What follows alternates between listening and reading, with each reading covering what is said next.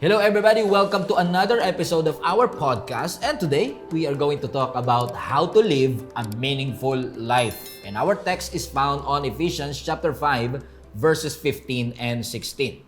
Sabi po dito, therefore, consider carefully how you live, not as unwise, but as wise, taking advantage of every opportunity because the days are evil.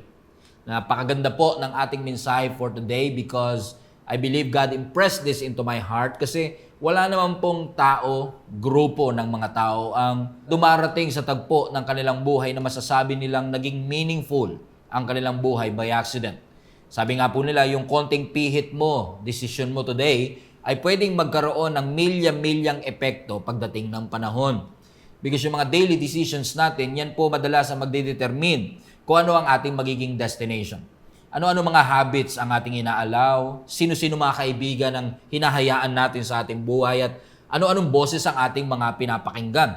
Especially when we are in a formation season of our lives. Kung ikaw ay kabataan o single pa lamang, yan ang tinuturing po nating season kung paano nakakapag-set tayo ng direksyon at trajectory ng ating buhay. Naalala ko na ako ay 18 years old, naging youth pastor ako ng simbahan. No, ako ay 26 years old na ikasal ako sa pinakamagandang babae sa balat ng lupa. At the age of 27, I said yes na maging pastor ng isang simbahan. Nung ako'y kabataan pa, that's not just a waiting season. I believe that is a construction season of my life. Because yan po yung mga panahon na magandang-maganda para i-shape mo ang inyong habits, ang inyong thinking. Magandang pagkakataon para ma-shape mo ang iyong discipline, ang iyong pananampalataya. Paano mo ginugugol ang iyong panahon? Ano-ano ang iyong mga pinapanood? Sino-sino ang iyong mga pinapakinggan? At paano ka lumalago sa iyong pananampalataya, sa iyong karir at sa iyong buhay? Yung mga direction po kasi na yan, hindi mo yan masiset kapag ka naikasal ka na. Yung direction, hindi mo yan masiset kapag promoted ka na. In fact, yung marriage, it cannot fix your direction. But it can magnify that you are in the right or wrong direction in your life. Kapag tayo ay disiplinado nung tayo ay single pa lang, more likely magiging stable tayo when we are married. Pero kung ligaw tayo nung single pa lang tayo, malamang dalawa na kayong ligaw when you got married.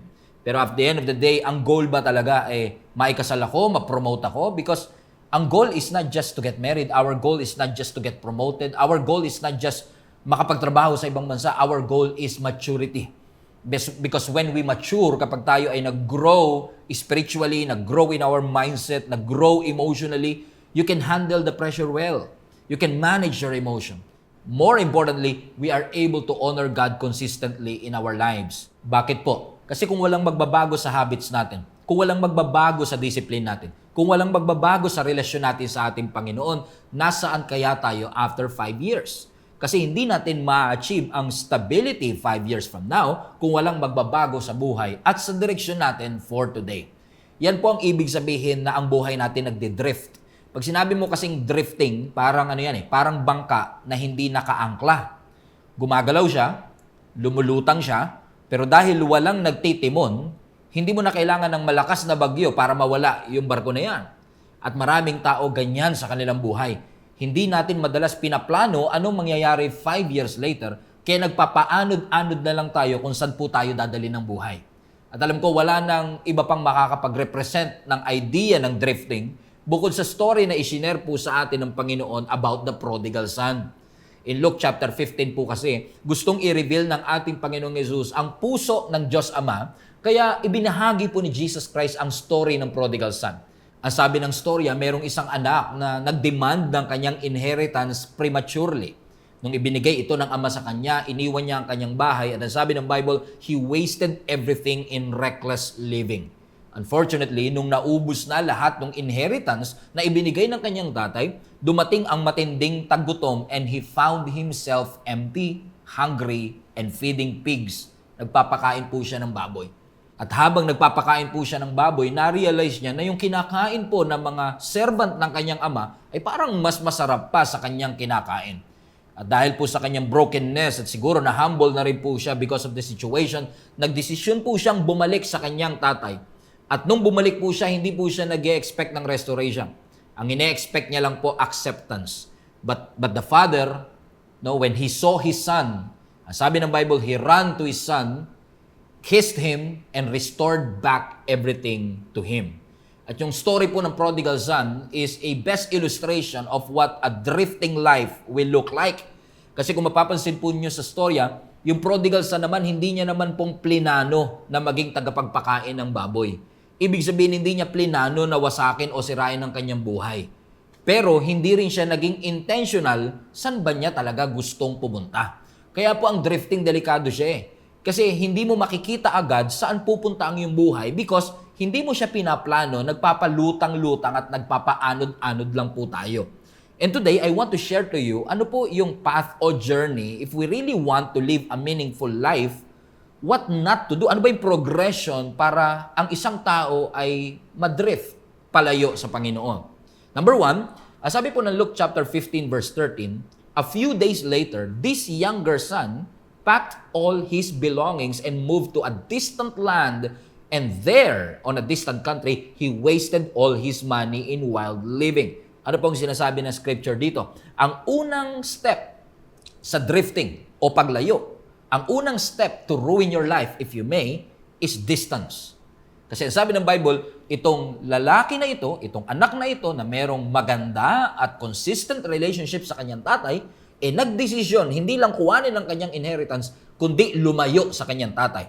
Saan siya pumunta? Ang sabi ng Bible, he moved to a distant land. Nagpakalayo-layo siya. At yan po ang first step ng drifting, yung inilalayo natin ang ating sarili. Siguro, yung prodigal son, ang gusto lang niya naman mag-enjoy. Ang gusto niya, pleasure. At hinahanap niya sa pleasure yung tunay niyang kailangan, purpose. Kasi ang tunay niyang kailangan, direksyon eh. And usually tayo, when we are in a season of our lives na nasa formation stage tayo, for example, ikaw ay single, we don't feel empty dahil single tayo. At minsan, maririnig natin yan na, siguro pag ako ay nagka-jowa na, siguro magkakaroon ng meaning ang aking buhay. Pero guess what? You don't feel empty dahil single ka. You feel empty because you lack direction. Kaya natin nararamdaman ng emptiness kasi wala tayong malinaw na direksyon sa ating buhay. Kasi hindi po maaayos ng romance ang ating emptiness.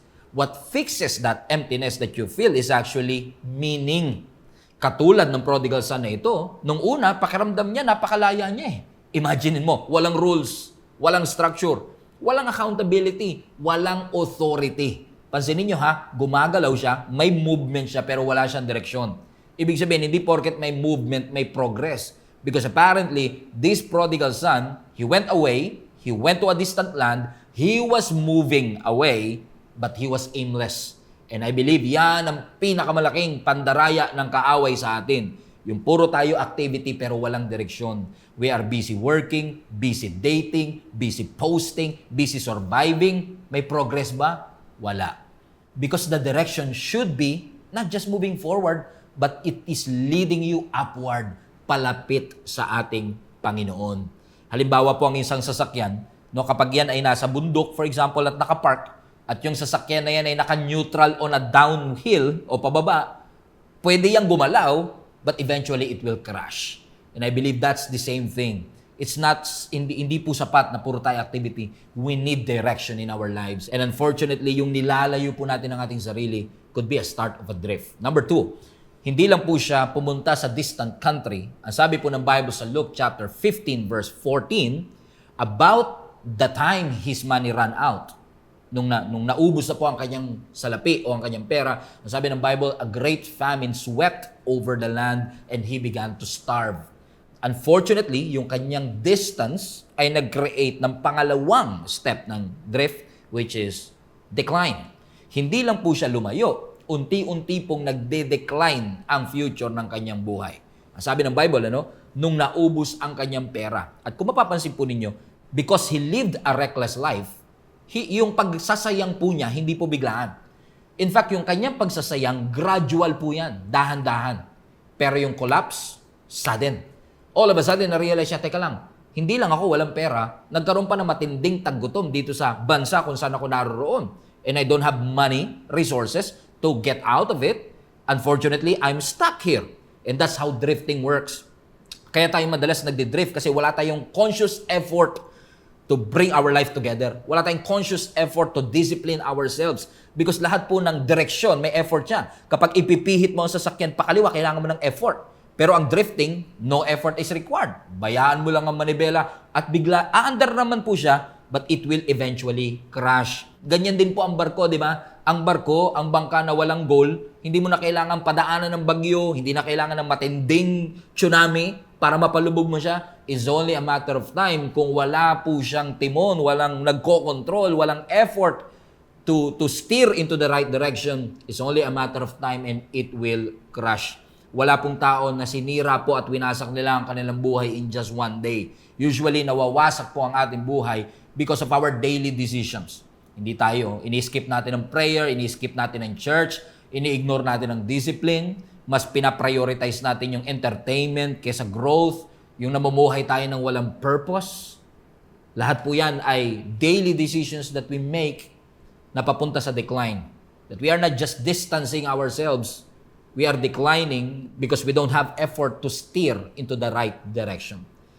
Kung naniniwala ka na hindi aksidente ang tagumpay, maniniwala din siguro tayo na madalas hindi rin aksidente ang pagbagsak. Kung ang tagumpay hindi aksidente, ang pagbagsak madalas ay hindi rin aksidente. Kasi lahat naman siguro ng tao nagsasabi, gusto ko ng godly marriage. Gusto ko maglingkod sa Panginoon. Gusto ko magkaroon ng peaceful life.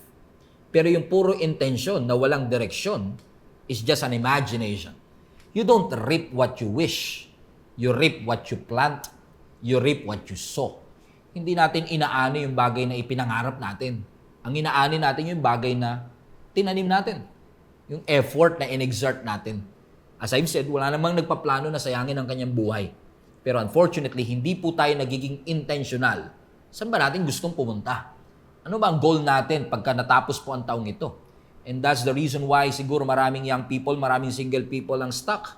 Kasi walang vision, walang goal, walang growth. And we are trying to solve that emptiness with new relationship, new promotion, new company. Hindi pleasure ang makakapag-satisfy ng soul mo. I wish alam mo na yan by now. Hindi pleasure ang makakapag-satisfy sa soul natin. Meaning, kailangan natin ng kahulugan. Kailangan natin ng purpose. And don't tell me na, Pastor, inaantay ko lang yung kalooban ng ating Panginoon. But honestly, if truth be told, you're not waiting, and you know it. You're drifting. You're drifting. How? Lumilipas ang araw, walang purpose. Lumilipas ang araw, puro pleasure ang umuubos sa oras natin, walang growth. Yung calling mo, napalitan ng comfort. And that's the most dangerous thing. Hindi yung nag-decide kang sirain ang buhay mo. Hindi tayo nagdidesisyon na wasakin ang ating buhay, pero hindi ka rin nagdidesisyon na iayos ito. And that's the most dangerous decision of all. What is that? Indecision. Indecision is the most dangerous decision of all. Yung iniiwasan mo ang responsibility, iniiwasan mo ang failure, iniiwasan mo ang commitment. Ano nangyayari? Because we're drifting, lumalagpas ang opportunity. Nagbabago ang season. Nagsasara ang mga pintuan. Tumatanda ka. Aabante ang buhay whether you make a decision today or not. That's why hindi lang distance. Bantayan natin yung decline. But thanks be to God, katulad ng prodigal son na ito, yes, he went to a distant country. Yes, nag-decline ang kanyang buhay. In fact, he reached the rock bottom kung saan pinangarap niyang kainin ang kinakain ng baboy. Pero ang sabi ng Bible sa verse 17, when he finally came to his senses, he said to himself, at home, even the hard servants have food enough to spare, and here I am, dying for hunger. Kung babasahin yung succeeding verse, sinabi niya, babalik ako sa akin, tatay. And the third stage is distance. Sabi ng Bible, dumidistansya tayo. He went to a distant country. Pero hindi po natapos sa distance. May decline. Nakita niya ang kanyang sarili that he was on a rock bottom. But you can always turn your life around with the right decision. And that's a third journey of drift that you can change today. Because yung time na yon that he finally came to his senses, that is the turning point. Pero hindi porket yun ang turning point, may nagbago na kagad. Gutom pa rin siya, broke pa rin siya, nasa pig pen pa rin siya. Hindi nagbago ang kanyang sitwasyon, pero may nagbago ng time na yon. Yung direction niya.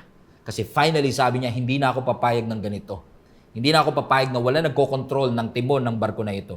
I need direction in my life. Kasi ang mga sitwasyon ng ating buhay magbabago lang kapag una nating binago ang direksyon ng ating buhay today. Alam nyo, na-realize ko naman na kahit anong sabihin ko today, Maring hindi naman mabago ang iyong buhay. But at least, kung hindi man mabago ang iyong buhay today, change your direction today. Because if you change your direction today, if you change your habits today, you may not see an effect one month from now, but you can definitely see a significant effect after 1 year, after 2 years. That's why church is very important. That's why ministry is very important. Because walang tao na nagbabago ng direksyon by accident. Kailangan nila ng guidance, kailangan nila ng teaching, kailangan nila ng boses na magsasalita sa kanila. And I believe yung simbahan, napakalaking bagay po yan para tulungan tayong lahat, na para ibalik tayo sa tamang direksyon. That's why I believe this is a wake-up call also for all of us. If you're not attending any church, if you're not attending any small group, if you're not reading your Bible, I want to encourage you to join a link-up group, join a small group, join a church. No? Kung wala po kayong simbahang inaatinan, kung wala kayong link-up groups na inaatinan, I will put the link in the description box of this video so you can join immediately and change the direction of your life. In fact, I will take this to the next level to support our ministry, to support the ministry in prayer. You can serve, you can pray, you can give financially para masuportahan po natin and we can reach more people at marami pang tao ang mabago because maraming ginagawa sa Satan para tayo ay dayain, para tayo ay lokohin, but we need this message, we need this wake-up call for us to be able not just to change our life, but to change the trajectory